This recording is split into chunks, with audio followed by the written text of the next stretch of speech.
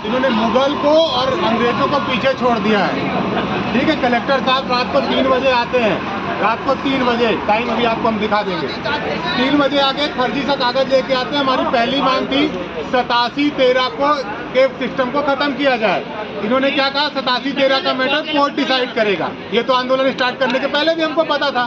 फिर हमने कहा कि वैकेंसियां बढ़ाई जाएं, हमारी दूसरी मांग थी। उसके लिए इन्होंने क्या कहा कि वैकेंसी जो है जब हम जितनी सुविधा होगी तो बढ़ा दे, गवर्नमेंट द्वारा दिया जाएगा। ये भी पहले से जस का तस था। तीसरा मैटर था कॉपियां दिखाई जाएं, उसके लिए इन्होंने कहा कमेटी बनाई जाएगी। तो पटवारी घोटाले में भी कमेटी बनी थी और क्या रिपोर्ट आई सबको पता है। इसके बाद ये 4 पन्ने की ये रिपोर्ट की कलेक्टर साहब मुश्किल से 5 मिनट बता के उसके बाद तुरंत बोल रहे हैं आंदोलन यहाँ से खत्म करो। ये गुस्सा है एमपीपीएससी ऑफिस के बाहर धरने पर बैठे अभ्यर्थियों का। ये आरोप लगा रहे हैं कि इनके साथ मुगलों और अंग्रेजों जैसे व्यवहार किया गया। रात 3 बजे अंधेरे में कलेक्टर साहब आए और धरना अचानक से समाप्त करा दिया गया। ठंड की रात में सुबह 4 बजे प्रदर्शनकारी भटकते रहे, लेकिन प्रशासन की तरफ से कोई इंतजाम नहीं किया गया। प्रदर्शनकारियों ने यह भी आरोप लगाया है कि प्रशासन ने उन्हें धमकाकर भगा दिया। उसके बाद टीआई साहब, एसपी डीआईजी साहब आ रहे हैं और लगातार पुलिस बल आ रहा है पीछे डंडे लेके। और हमारे जो नेतृत्व कर रहे थे, जो भी कोचिंग के संचालक हैं, जो भी हम उनके विषय में कुछ नहीं जानते, उन्होंने क्या कि उनके ऊपर अनैतिक दबाव बनाया गया कि आपकी कोचिंगें तोड़ दी जाएंगी, ये कर दी जाएंगी, वो कर दी जाएंगी। अब मैंने मुगल क्यों कहा, क्योंकि मुगल क्या करते थे, जिस किले को पहले घेरा उसका पहले राशन पानी बंद करते थे। तो 2 दिन पहले सरकार ने क्या किया, वहाँ पे पानी जाना बंद किया। उसके बाद क्या, गद्दे जाना बंद किया, फिर खाने के पैकेट जाना बंद किया। उसके बाद क्या किया, माइक छुड़ा के ले गए हमारा। ये मुगलों वाले लक्षण हो गए, अंग्रेजों वाले लक्षण बता रहा हूँ। इन्होंने क्या किया, दबाव बनाया। जो नेतृत्व कर रहे थे उनको बोला तुम्हारी कोचिंगें तोड़ देंगे। ठीक, उसके बाद भी स्टूडेंट का साहस नहीं डोला। तो रात को 3 बजे हमारे साथ बहनें भी थी, लड़कियां भी थी। 3 बजे इन्होंने लाठियां दिखा के हमको भगाया है। वहां से पैदल बच्चे आ रहे हैं, हॉस्टल बंद है, बच्चे यहाँ पे ढेर लगाए खड़े हैं, अंदर जाने का ठिकाना नहीं है। और ये कह रहे हैं ये हमारे साथ खड़ी है। आज इन्होंने ऐसा चेहरा दिखाया है ना, जैसा दिख रहा है वैसा कुछ भी नहीं है। अंदर मुगलों और अंग्रेजों से भी बदतर स्थिति चल रही है। धरना प्रदर्शन खत्म होने से नाराज अभ्यर्थी अब इस आंदोलन के नेतृत्वकर्ताओं पर सवाल खड़े कर रहे हैं। आरोप लगा रहे हैं कि उनके नेतृत्वकर्ताओं ने उन्हें अकेला छोड़ दिया और अब आंदोलन नेतृत्व विहीन हो गया है। हमें बोलने का कोई हक नहीं दिया। जो नेतृत्वकर्ता हमारे साथ खड़े थे, जिनके लिए हम खड़े थे, उन लोगों ने, हमें ऐसा लगा कि हमारा साथ नहीं दिया और हमें बीच में छोड़ दिया। और हमारे पास कोई नेतृत्वकर्ता नहीं था अभी समय में, और हमें मजबूरी बस वहाँ से बाहर आना पड़ा।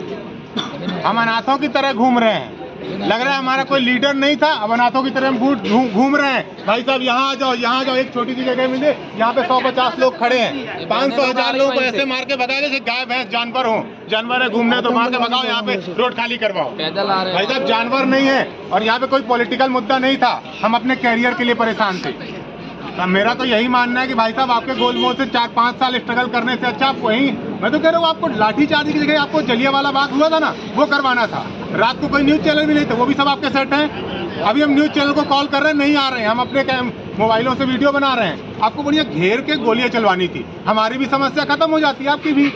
2 तरीके होते हैं ना मर्ज को खत्म करने का, या तो बीमारी खत्म करो या तो मरीज को खत्म करो। तो बीमारी खत्म करने की तो औकात आप में है नहीं, तो आप मरीज को ही खत्म कर देते। बढ़िया जो छतरपुर में हुआ था वो कांड करते। हालांकि एमपी तक ने NEYU यानी कि नेशनल एजुकेटेड यूथ यूनियन के राधे जाट से इन आरोपों पर सवाल किया, तो उन्होंने कहा कि वो मीटिंग में व्यस्त थे, इसलिए वो इस पर ध्यान नहीं दे पाए। राधे जाट तो ये भी कह रहे हैं कि उन पर भी FIR हो गई है। तो रात को उनको भगाया गया, वीडियो वायरल हो रहे हैं, चल रहे हैं, छात्र ऐसे भाग के जा रहे हैं, हॉस्टल तक जाने के लिए इतनी ठंड में गए।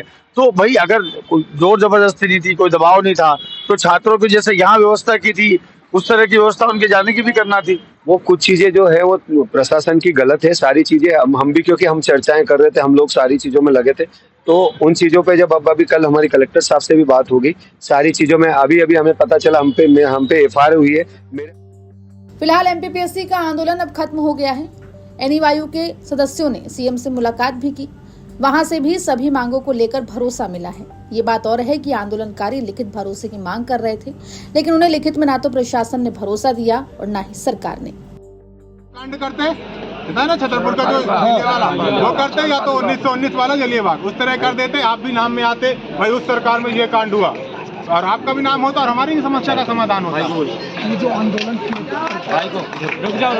भाई सभी के लिए जो आंदोलन की नेतृत्व थे, ये स्वयं की निजी हित साधने के लिए आंदोलन की नींव रखी। इसका कोई निष्कर्ष नहीं निकला, क्योंकि हम लोगों ने 5 मांगे रखी थी, हमारी कोई मांगे नहीं मानी गई। आंदोलन बंद कर दिया, दल बल के साथ हमको भागना पड़ा, भगाया गया। हमारी पढ़ाई के 4 दिन बर्बाद किए गए, हमारी पढ़ाई के अहम 4 दिन बर्बाद हुए। उन्होंने अपने निजी हितों के लिए आंदोलन। इंदौर से धर्मेंद्र कुमार शर्मा की रिपोर्ट, MP तक।